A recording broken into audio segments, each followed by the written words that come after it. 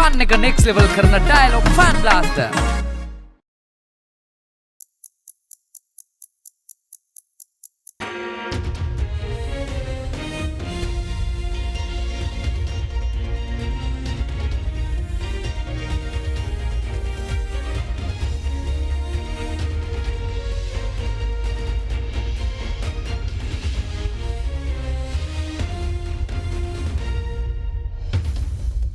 Tonight, on First at 9 this Monday the 16th of December 2024. State visit. President Anura Dissanayake meets Indian Prime Minister Narendra Modi during his first overseas visit. Assures Sri Lanka will not permit threats to Indian interests. Prime Minister Modi pledges support for Sri Lanka's energy sector. Rice relief. More than 25,000 metric tons of rice to arrive by the 20th of December, says the Trade Minister. First stock of rice delayed due to port congestion, says STC Chairman. Misinformation. Minister of Justice files a complaint before the CID requesting a probe into false information on Parliament website. Replacement. A new speaker expected to be elected during tomorrow's parliamentary session. Both government and opposition to nominate candidates for the top seat in parliament. Chilo Dairy, Sri Lankawama Kiren Perata.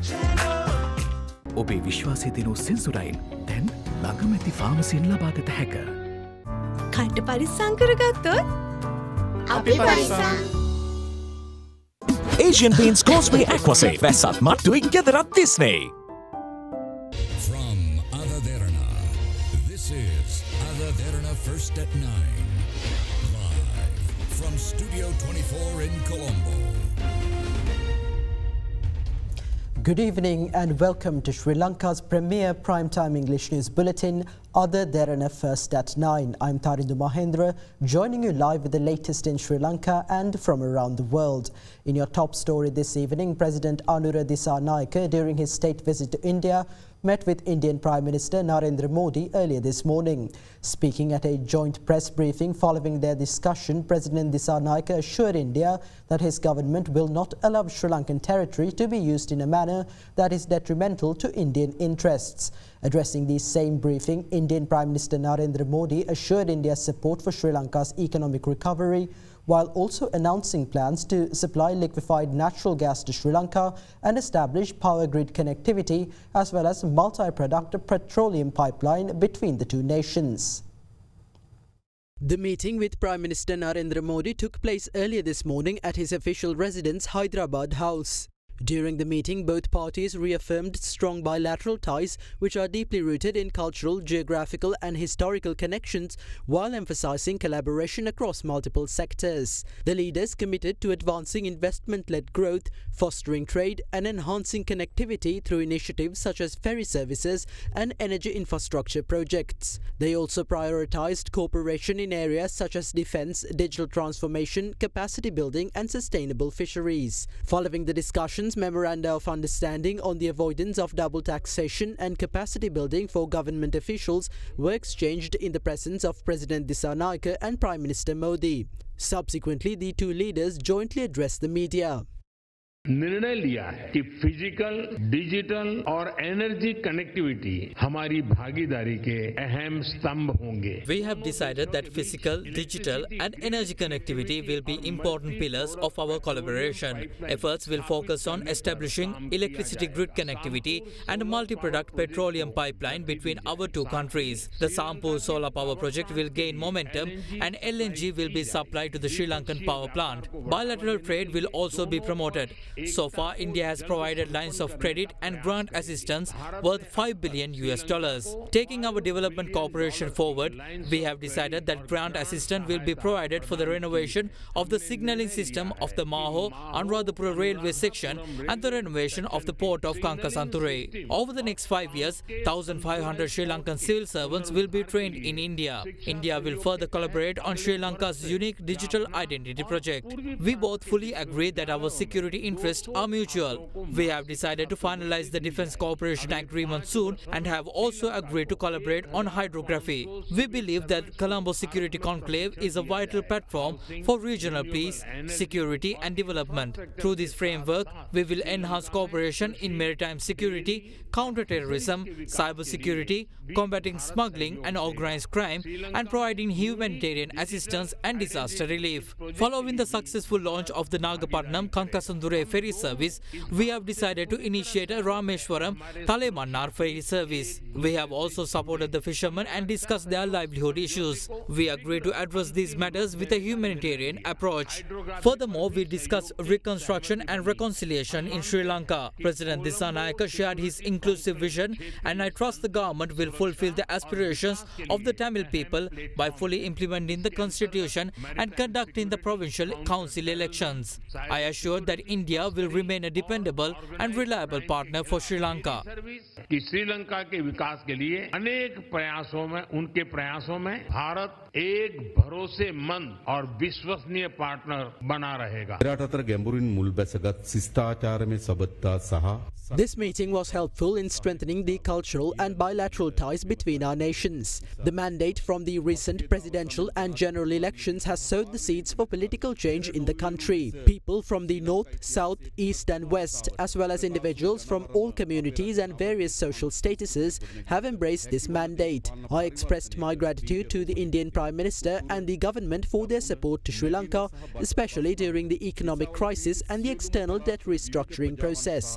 Prime Minister Modi also assured continued support for Sri Lanka under the nation's Neighbourhood First policy, which ensures Sri Lanka's prominent place in the region. I requested Prime Minister Modi's support for Sri Lanka's effort to secure membership in BRICS. Additionally, I asked for his intervention in facilitating early bilateral technical discussions regarding Sri Lanka's claim to the United Nations Commission on the limits of the continental shelf, with the aim of establishing the outer limits of the continental shelf beyond the exclusive economic zone. We also discussed the need for a cooperative approach to address the fisheries issue in order to find a sustainable solution. I extended an invitation to Honourable Prime Minister Modi to visit Sri Lanka at a mutually convenient time. I assured the Indian leader that Sri Lanka will not allow its territory to be used in any way that could harm the security of India or regional stability. I would like to conclude by reiterating that Sri Lanka places great importance on the continued development and deepening of cooperation with India, a partnership that I am confident will be further strengthened in the years ahead. ශ්‍රී ලංකා විශාල වැදගත්කමක් ලබා දෙන බව නැවත අවධාරණය කරමින් මගේ අදහස් දැක්වීම අවසන් කරනවා. බෙහෙවින්ම ස්තුතියි. පිරිපුන් ජීවිතයකට ඔබ සමගින් පෙරට Union Assurance. Welcome to Cinnamon Life, South Asia's biggest entertainment hub, where awe awaits. චන්දුරුසුමේ කාගෙන් මන අපේ සිංහ TV සඳහා සුපිරි deal. Sadaharita Plantations Limited, celebrating 22 years of your trust. Aspirations Education, a pioneer in overseas education. Meet our experts at top destinations worldwide. Your trusted and caring partner in overseas education. Meanwhile, President Anura Dissanayaka also held discussions with Indian President Draupadi Murmu and several Indian ministers. The discussions focused on regional security, increasing bilateral cooperation and investments, as well as the potential of leveraging India's vast market to drive an economic renaissance in Sri Lanka.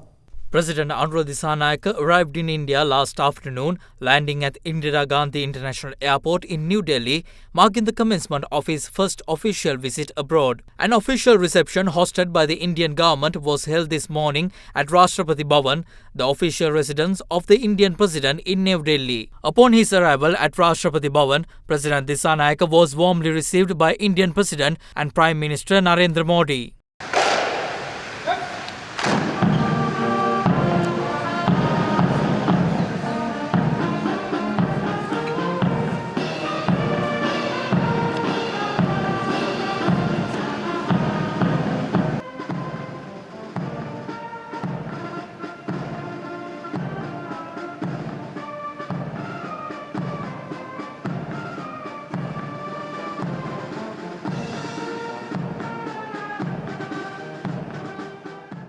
Following the official reception, President Dissanayaka paid floral tributes at the Mahatma Gandhi Memorial in Rajghat. The President also met with Indian Vice President Jagdeep Dhankar and held discussions.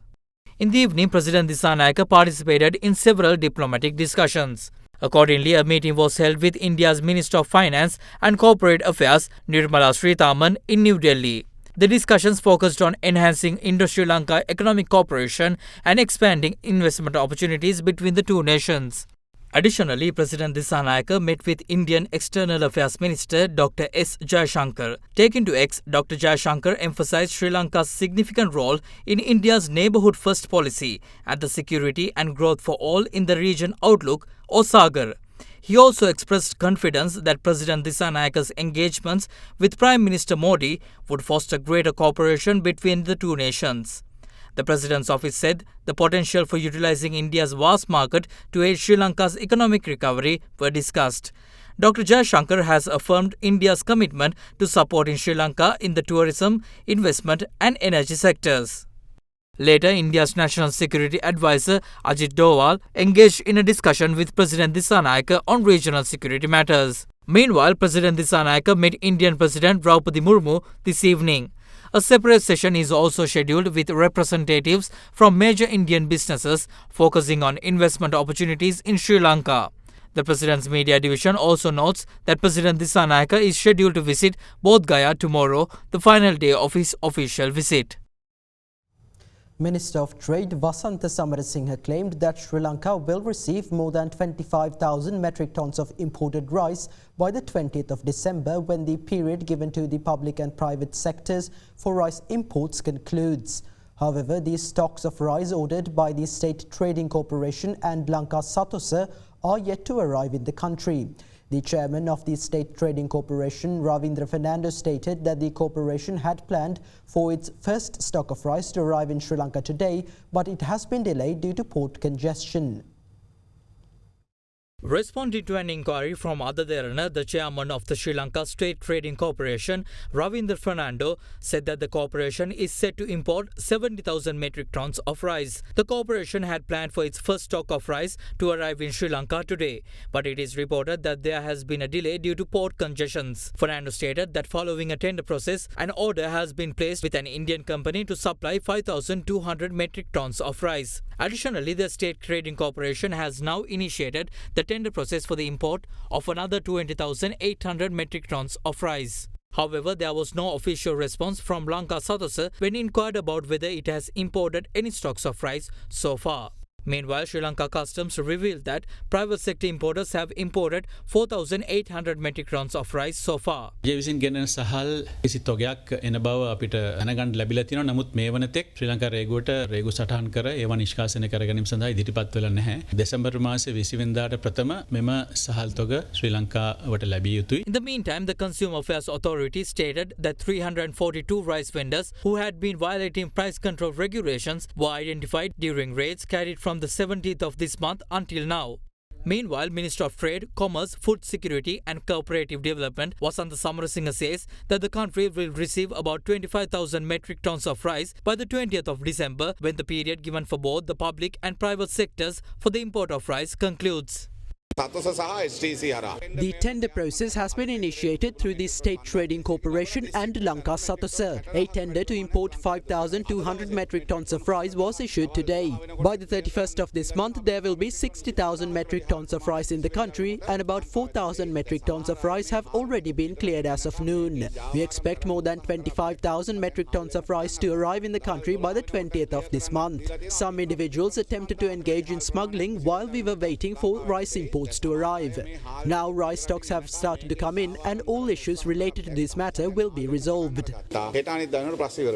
Fast track your career from O levels with eSoft. Diabetesol සීනි වලින් පරිස්සම් වන ඔබට අමතක නොවන පෝෂණය. Prime Group ලංකාවේ ප්‍රථම වතාවට හඳුන්වා දෙන land leasing ලේසියෙන් මීටමක්. Single 1111 up to 60% off from the 11th November to the 17th of November. Kalani wire කිසි ගින්නක් නැහැ. කිසි ගින්නක් නැහැ. Kalani Fire Shield Wire. Apico Mattress. Apico Springs are 4 mattress Madili Rasakin. Meanwhile, the public consultation regarding the proposed electricity tariff revision conducted by the Public Utilities Commission of Sri Lanka will commence tomorrow. Accordingly, the general public can submit opinions regarding the matter virtually or in writing before the 8th of January next year. The relevant submissions can be forwarded to the PUCSL via the email address info@pucsl.gov.lk, through the number 076 427 1030 on WhatsApp, via Facebook through the page www.facebook.com/PUCSL, or by post addressed to Public Consultation on Electricity Tariff, Public Utilities Commission of Sri Lanka, BOC Corporate Tower, Colombo 3. On the 6th of December, the Ceylon Electricity Board submitted its electricity tariff revision proposal to the PUCSL, stating that the existing tariffs will continue further for the next 6 months. The final decision of the PUCSL on the proposed electricity tariff revisions will be announced on the 17th of January next year. In a weather update, the Department of Meteorology forecasts heavy rainfall above 100 millimeters tomorrow in areas of the northern, eastern, north central and Uva provinces and the Matale and Nuwara districts. The increase in rainfall is attributed to the prevailing atmospheric disturbance of the southeastern Bay of Bengal intensifying and moving west-northwestwards towards the Tamil Nadu coast, close to the north of Sri Lanka. The Met Department requests the general public, particularly those residing in the northern and eastern provinces, to remain vigilant of the weather conditions. Meanwhile, the National Building Research Organisation issued warning level 1 yellow early landslide warnings to several areas in the Badulla, Kandy, Kurunagala and Matale districts.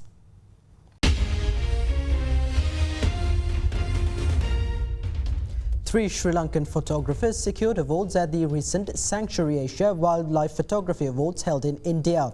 The distinguished prize of the Wildlife Photographer of the Year was claimed by Tarindu Dilshan Sendanayaka, while Asela Karunaratne received an Honourable Mention Award and Lakshita Karunaratne won the Editor's Choice Award. The Sanctuary Asia Wildlife Photography Awards, organized by the Sanctuary Nature Foundation in India, was held recently in Mumbai. The annual competition commenced with the objective of promoting wildlife conservation through photography and recognizing individuals working for the protection of wildlife and natural habitats in India. Three Sri Lankan photographers were awarded prestigious titles at the ceremony for their breathtaking portraits which exhibited the beauty of wildlife. The award for the Wildlife Photographer of the Year was claimed by Tarindu Dilshan Sendanayaka for his capture titled Primal Fury, which showcased the images of a brawl between a pack of wild boars and a Sri Lankan leopard. Asela Karunaratne earned an honourable mention at the ceremony for his eye-catching drone shot titled Angels in the Sand. The still image, which was captured at Manna Beach, showcased a flock of little egrets gracefully scavenging for bycatch left behind by fishermen. Meanwhile, Lakshita Karunaratne won the Editor's Choice Award for his capture titled A Dangerous Addiction, which portrays a Sri Lankan elephant scavenging for food at a waste site in Ampara. The election of a new Speaker of Parliament to fill the vacancy created following the resignation of MP Asoka Ranwala is expected to take place during tomorrow's parliamentary session. The ruling party as well as the opposition are expected to nominate candidates for the top seat in Parliament. Former Speaker of Parliament Ashoka Ranwala recently resigned from his position amid controversy regarding the authenticity of his doctorate. Accordingly, the vacancy in the top seat of the legislature is expected to be filled when the Parliament convenes tomorrow. It is reported that Polonnaruwa district parliamentarian of the National People's Power Dr. Jagat Vikramaratne will be nominated for the position of Speaker. Meanwhile, Samagi Jana Balawegaya parliamentarian Nalin Bandara said yesterday that the opposition too will nominate one of its MPs for the Speaker's position. Accordingly, the parliamentary group of the SJB convened this evening to deliberate on the matter. In the meantime, a party leaders meeting was convened today chaired by Deputy Speaker Dr. Rizvi Sali to discuss the upcoming week's parliamentary proceedings. A new speaker is expected to be elected tomorrow. In addition, 5 more ministers will also sworn in during the parliamentary session tomorrow. Let's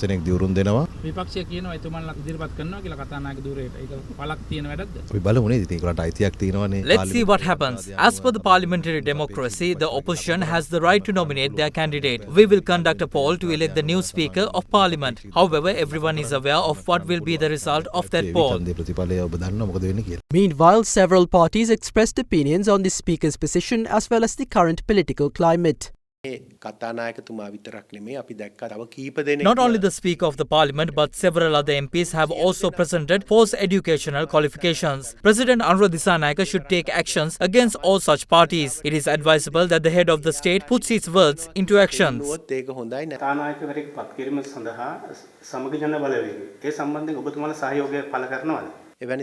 Yes, we will support them as a party if they are nominating a candidate. The opposition often entertain the public by humiliating themselves. Our speaker was humble enough to resign from this position. However, he resigned on the basis of proving his true educational qualifications to the public. This is a massive turning point in the country's political culture. The Deputy Speaker was elected to Parliament by violating the country's Medical Act. We will lodge a complaint in this regard before the Sri Lanka Medical Council. Deputy Speaker Dr. Rizvi Sali, who was elected to this position by violating the law, should immediately resign from his position. Meanwhile, Minister of Justice and National Integration Harshana Nanayakara lodged a complaint before the Criminal Investigation Department today, requesting that an investigation be launched into the title Doctor being displayed on his profile on the official website of the Parliament. Meanwhile, Minister of Energy Kumar Jayakodi also lodged a complaint before the CID, requesting that action be taken against the party spreading misinformation regarding his educational qualifications. Amid the recent controversy surrounding the educational qualifications of members of Parliament, it was revealed that the title Doctor was being displayed on Justice Minister Harshana Nanayakara's profile on the official website of the Parliament. On the 13th of December, the Department of Communications of the Parliament issued a clarification stating that the appearance of the title Doctor before Minister of Justice and National Integration Harshana Nanayakara's name was due to an incorrect data entry. The error was later rectified following a complaint made by the Minister. Against this backdrop, Minister of Justice and National Integration Harshana Nanayakara lodged a complaint before the Criminal Investigation Department today, requesting that an investigation be launched into the matter. I have never used the title Doctor, nor have I printed business cards bearing that title. On the biodata form I filled out, I clearly corrected my mistake so as not to claim that I possessed a doctorate. Where did this title come from? Anyone would have a reasonable suspicion that false data was entered to discredit me. Therefore, I requested that the CID take necessary action against the responsible parties. I have instructed my attorneys to ascertain whether a civil suit can be filed to obtain compensation for the great deal of stress this incident caused me and the damage it caused my reputation. Similarly, Minister of Energy Kumar Jayakodi also lodged a complaint before the CID this afternoon, requesting action against those responsible for spreading misinformation regarding his educational qualifications. Various posts have been shared online and newspaper articles have been published degrading me and claiming that I do not possess a degree. I am an engineer and I can say that with pride.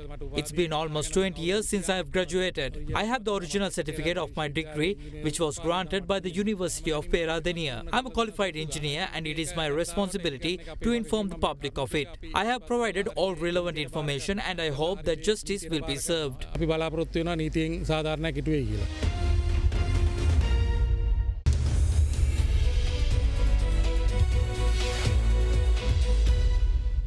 Welcome back. The Tourist Service Centre and the Welcome Centre in Derana, completed under a joint project between Sri Lanka and the Republic of Korea in 2021, were officially opened and transferred to the Sri Lankan authorities. Issuing a statement, the Korean embassy stated that the newly opened Tourist Service Centre represents a step forward in promoting sustainable tourism and empowering local communities. The ceremony was attended by the Governor of the North Central Province, tourism sector officials, the chairman of the Sri Lanka Tourism Development Authority, the deputy head of mission of the Korean Embassy in Sri Lanka, and officials from the Korea Tourism Organization. Addressing the ceremony, the deputy head of mission of the Korean Embassy in Sri Lanka, Jang Song-hee, urged the Sri Lankan government to expedite the implementation of the visa fee exemption policy for travellers from 37 countries. This measure, currently under review, is expected to significantly boost international arrivals, including those from Korea. Now, the Colombo Bourse continued its positive momentum from the previous week, with the main index surpassing the 14,500 point mark for the first time in history. Accordingly, the all share price index closed 2.08% higher at 14,500.44 points, while the S&P SL20 increased 2.48% to end at 4,349.82 points. Turnover crossed 8.2 billion rupees, with the banking sector as the top contributor, followed by the capital goods sector. Foreign investors closed as net buyers, purchasing shares worth 299 million rupees. Senior analyst of Capital Alliance, Imran Dean, joins us now with a few thoughts to round off our Markets in View segment for the week.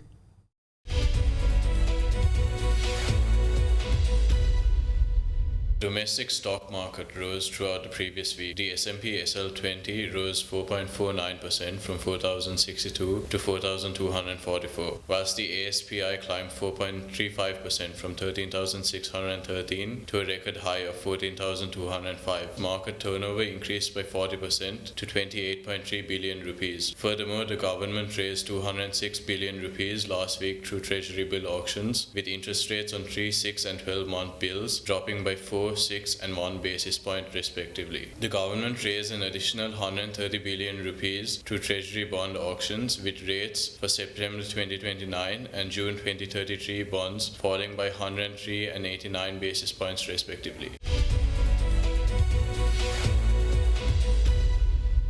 And with that, let's take a look at the rupee exchange rate for the day.